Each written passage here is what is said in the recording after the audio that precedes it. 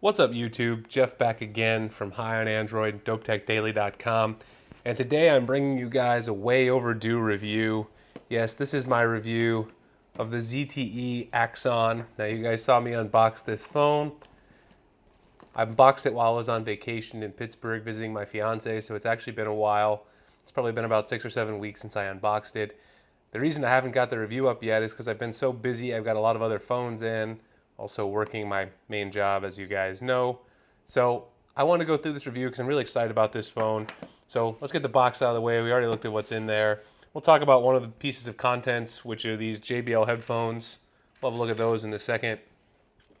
But let's just get into the review. So first of all, just as a public service announcement, anyone who's new to my channel, this is not going to be your typical shoot some B-roll and then, this 5-minute review.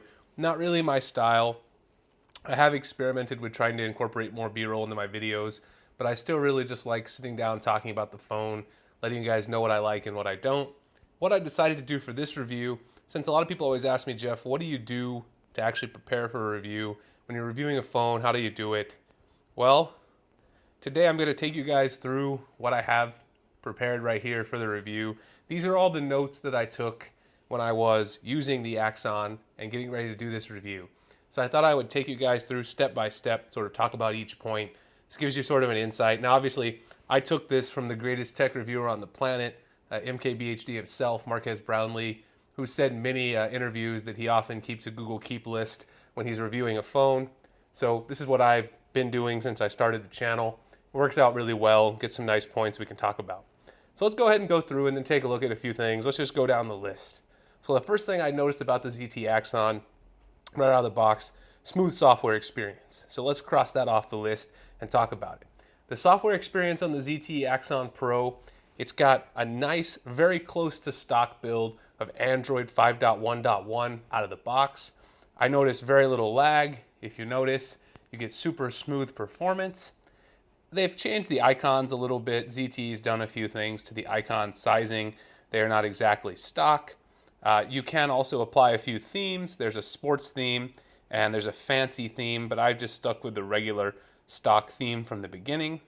They have added a few customizations to Android 5.1.1.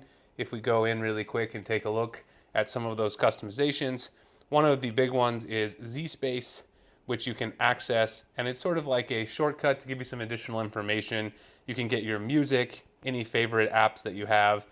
You can get your health information and Yahoo Sports.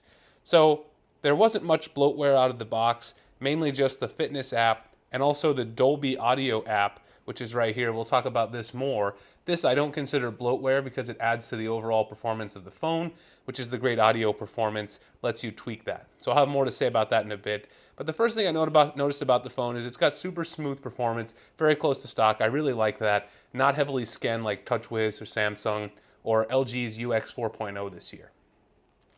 Next, let's go back into my Google Keep, take a look at what's next.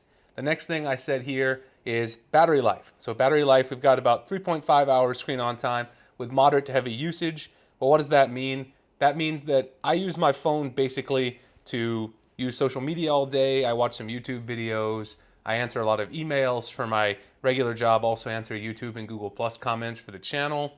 I connect my phone to multiple Bluetooth devices, so my Android Wear watch also, it's connected to my Android Auto unit in the car. Of course, it's plugged in during that time for a short period of time while I'm in the car. I also connect to my LG Tone Infinite headset, Bluetooth headset. So I use a lot of Bluetooth. I keep Wi-Fi on all day. I keep real-time updates in Phoenix for my tweets. I really use the phone heavy. Get about 3.5 hours screen on time. Lasts me mostly for the full day from 6 a.m. To 8 p.m., which is my typical day. I usually get home and you'll find out that I have maybe 10 to 15% battery life left. I charged this up before the review because I knew I was going to be going in pretty hard on this review. Got 81% right now. I've been probably letting it stand by a little too much to get an accurate battery life look. It's been on cell standby a while, so you can see not great there, but I sort of been leaving it for a while I was writing up the review. Overall, though, I think you can get about 3.5 hours screen on time. That's what you should expect if you use it moderate to heavy as I described. It does have Quick Charge 2.0 technology, but you will need to buy a third-party charger that doesn't actually come in the box. So if you have a Samsung charger lying around, you can use that. So you may need to charge this phone more often than you would like, which might be a problem for some people. For me, I have wireless, well, this phone doesn't have wireless charging, but I have quick chargers all over my house and my office. Desktop chargers, can plug in anywhere I am, have a bunch of car chargers. So, you know, that's not great battery life, but I would say it's acceptable for the QHD screen that we've got on here and the Snapdragon 810.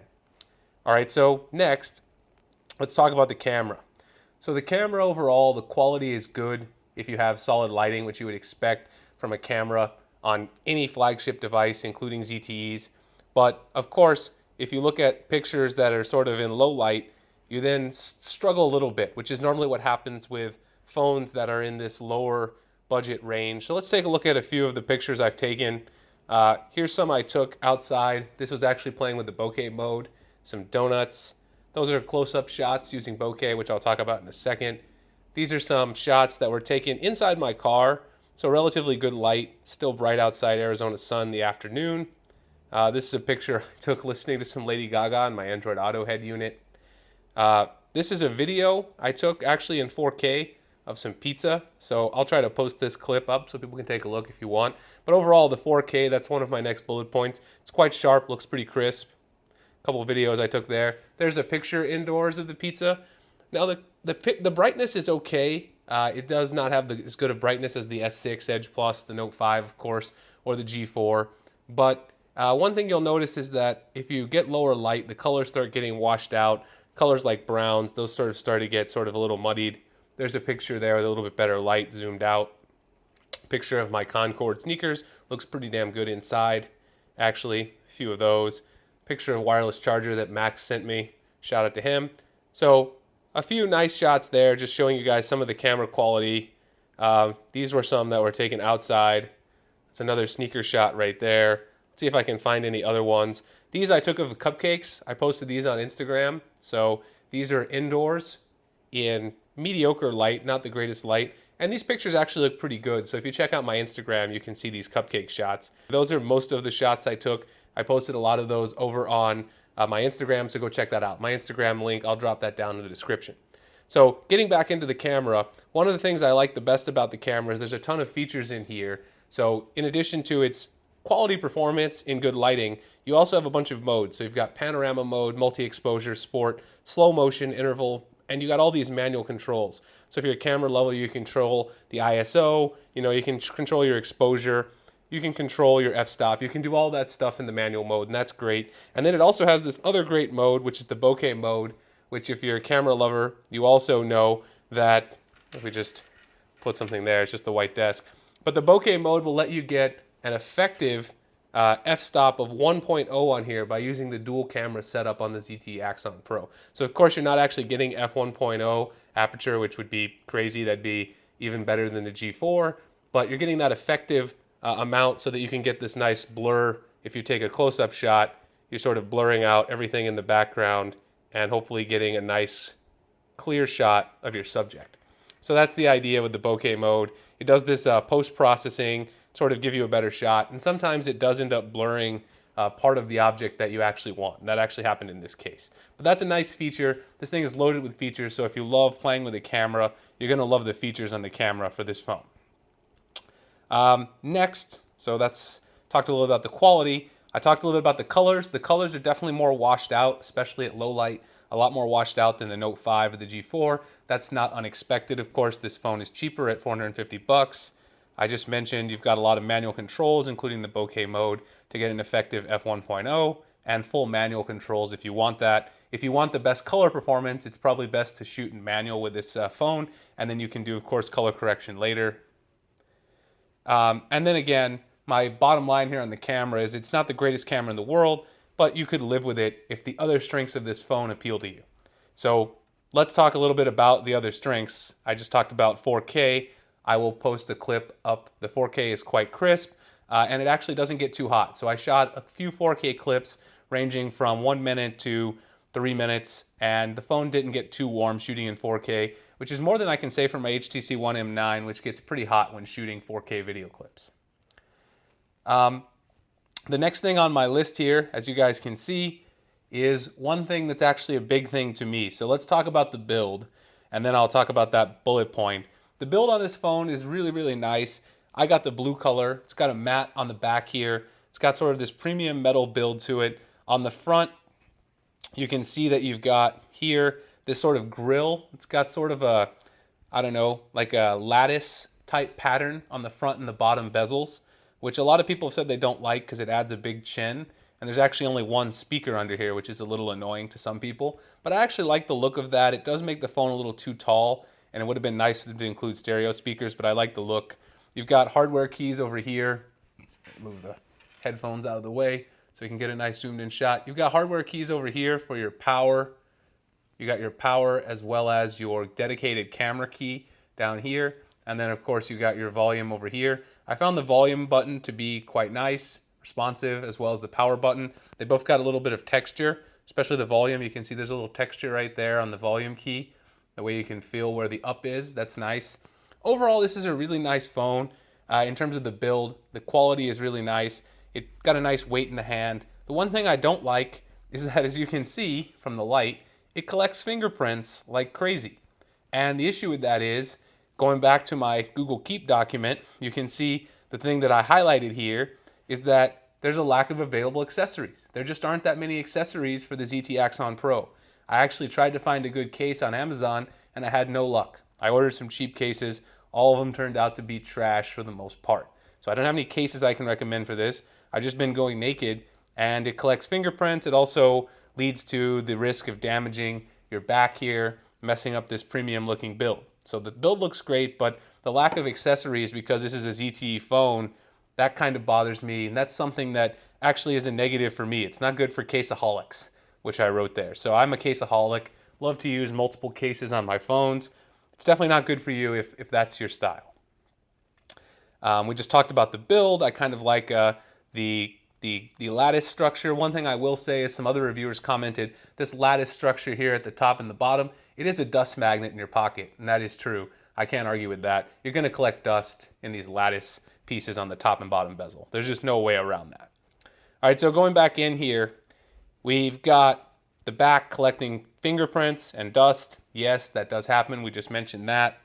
The other thing I didn't like about the layout, even though you can change one part of this, is if you notice here, this phone has capacitive buttons, not on screen, capacitive, but they're not labeled. If I touch them, you can see the bottom. Those are just two little dots. And you've probably noticed throughout the review, I've been forgetting which one is the recent apps and which one is the back key.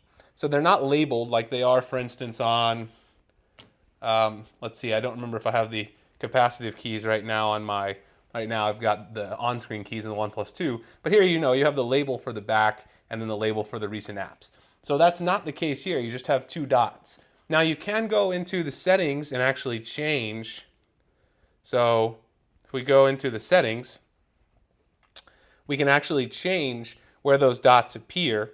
So if we go down and take a look at the customization options, go to navigation key, we can change the arrangement. So I can move the back to the other side, recent apps and vice versa. Right now I have recent apps on the right and back on the left. But for me, I use a lot of phones, so of course, sometimes I get confused if my other phones have it the other way around. I have to change back and forth, and it's a little annoying not having them labeled. So that might not be a big problem for people that don't use a lot of phones, but it's something I noticed and something I still kind of struggle with on this phone. The display on the phone is QHD, is a TFT LCD panel. It has nice blacks actually for TFT. You guys can kind of see the wallpaper I have on here and see the vibrant color. I don't know how it doesn't translate that great through the video, but you can see the screen has a nice color. But actually, even if I turn it a little bit, you'll see that the viewing angles, just from what you can see on the camera, they aren't as good as you would like. So in terms of a phone, comparing to a phone like the Galaxy S6 Edge, if I use the Galaxy S6 Edge here, you can see, right, if I turn this phone, you can still see the screen almost, even if it's completely parallel to the camera, right? It's still easy to see what's on the screen almost until I turn it completely flush. So that's not the case with the Axon Pro. The viewing angles aren't the best, in my opinion. You do get nice colors though, and deep blacks if you're viewing it head on, which is great. And the brightness head on is fantastic. Even in the Arizona sun when I use it outside, the maximum brightness is good enough. You just don't get the best viewing angles, which is probably expected from this TFT panel. It's not the Super AMOLED panel. It's not a Samsung display. Samsung always has the best displays in my opinion. This one is very good for the $450 price tag. The next bullet point here is something I already mentioned. We've only got a single speaker on the front, even though we've got these two lattice-shaped grills on the top and the bottom. It looks like they're dual speakers, but there's not. There's only one. That is annoying because it makes the phone taller. We probably could have put some extra, an extra speaker in there just to get dual speaker setup. But you don't need the speakers because they include these excellent $50 JBL earbuds for your listening pleasure. So if you want to listen to music or something on this phone, just pop these earbuds in. They're incredible quality for a free pair of earbuds. They're sold for $50 by JBL, and getting them for free is a really good deal. And in my opinion, is one of the things that makes this phone worth it. And the main reason that it makes it worth it is because if you look at my next point, ZTE included some amazing audio features in here, including the KM4961 DSP. You get this DAC, it's a D amplifier inside, and the Dolby Digital Audio enhancement controls, which you can adjust the EQ, change your sound profiles, do a lot of cool stuff. So that was one of the things I mentioned earlier. You've got this Dolby Digital Audio installed from the beginning, and you've got these various controls here, movies, music, game, voice, and you can set your custom presets right here. So, you can go in and you can change the volume level, surround, and you got your graphic EQ right there. So you can play around and do all kinds of cool stuff inside the Dolby Audio app. And this phone just has some great audio capability. I tested it against every other phone that I have. If you check out Unbox Therapy, he did a comparison as well. The audio is actually better with this phone. And it's not just the JBL headphones. They didn't just do something special to the headphones. I tried it with all my headphones. Sennheiser, Beats, Monster, the JBLs. Sounds better overall. So if you're an audiophile, if you really like good music quality, you can use this phone and get great quality in addition to having it as a phone. That's a huge bonus, and that's one big reason you might get this phone. Other things I didn't necessarily like is the available storage. Only 32 gigabytes, of which you only have 24.5 out of the box. That's kind of low if you have a lot of apps and games like I do. It does no micro SD, so you can't expand your storage. So you're kind of stuck, and this is the only storage option that's available. That is annoying, so if you're a person who needs that expandable memory, this is probably not the phone for you. And one other thing I want to mention is I did receive a software update, and while, like I said, I didn't experience a lot of lag, I experienced a few hiccups here and there, and the software update I took, I think, yesterday in the morning has actually fixed some of those issues. So I went back and started using this phone for a full day again yesterday. I took the software update, and it's actually even smoother than it was before. They fixed a few of the hiccups, and now I basically see no lag with this phone unless I'm doing something, bunch of multitasking. If I open up 50 apps, maybe try to come back to the second or third one I open, then you might see a few hiccups. But with the 4 gigabytes of RAM and the Snapdragon 810, it handles multitasking incredibly well. Last thing I want to comment on is the Snapdragon 810 itself. So the Snapdragon 810 itself, the performance was really quite good. Played a lot of games, including Goat Simulator, the Goat Simulator Zombie version, One More Line and One More Dash, which are two of my favorite games. I didn't have much overheating unless I played long sessions, 20 to 30 minutes of Goat Simulator. Pretty much all of my phones, including Galaxy S6 Edge Plus, all of those get hot when you play graphic-intensive games like that for a long time. But if you're just playing, short gaming sessions, which most people are doing on mobile, it's normally what I'm doing on mobile, you're not going to have any problems with overheating. So that's not really a huge issue. And by the way, lots of people liked this game when I showed it in my G4 review. So if you're looking for a good game recommendation, I highly recommend One More Line. It's by SMG Studios. And just show you the game really quick. So let me turn the volume down a bit. Show you guys this game one more time. SMG Studios is not paying me, by the way. I just happen to really like their games, and that's why I'm showing you guys. So if you want a cool game to play, kill a little bit of time in your day, I highly recommend this game. It's just basically a never-ending runner game. The idea is to swing through the whole entire course. They also have another game called One More Dash, which I've also enjoyed. So that's a couple of the games that I use for testing. So overall, that sort of concludes my Google Keep bullet points. So let me give you the bottom line on the ZTE Axon Pro. What do I think about it? I think ZTE made a fine phone that they just priced maybe a little too high. Not because the phone isn't worth it, because with the excellent audio quality, the included JBL earbuds, which are worth 50 bucks, you've got quick charging capability, you've got a beautiful screen on here, QHD, 4 gigs of RAM, and overall a really nice build. I think the phone is worth it, but I think because it's priced in a category where there are so many other choices, ZTE sort of made a mistake pricing it at $450. Maybe at $50 less, it could have been more competitive, but it's just right on that borderline between being a budget phone and being a flagship. So a lot of people who see this phone are just going to say, well, let me spend an extra, 150 bucks and get the S6 Edge, or let me spend an extra 200 bucks and go get a Galaxy Note 5 or something like that. So it's sort of right on the borderline, and that's the issue that ZTE has, sort of probably trying to sell this phone. It is unlocked. You can use it with any carriers in the US, GSM, and that's great. But there are a lot of other options, and two of those options I'll show you really quick to tease a future video. I've got here the OnePlus 2 and the Moto X Pure Edition. So you guys have seen me unbox both of these as well. And these three phones are all priced in the same price category, $450, $390, and $450. This is for 32, 64, and 32. These phones all sort of have similar specs, and they're all in that similar price range. So the real question is, which one of these is the best? And I'm going to do a comparison video coming up soon on which of these I prefer. So overall, the bottom line on the ZTE Axon Pro, do I recommend this phone? Am I going to continue using this phone in my daily rotation? Yes, this phone's going to get some play in my rotation.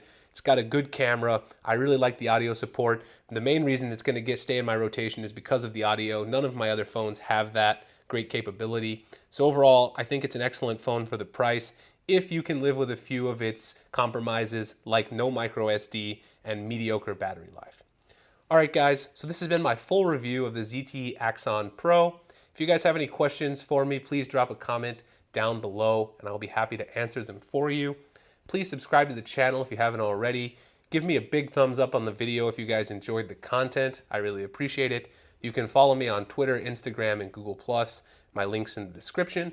And check out news.highonandroid.com and Dope Tech Daily for more great Android news and giveaways. I hope you guys enjoyed the review. I think it's been one of my best ever. Covered a lot, really comprehensive. Sorry for the length. I appreciate you guys checking it out. I'll see you guys in the next one.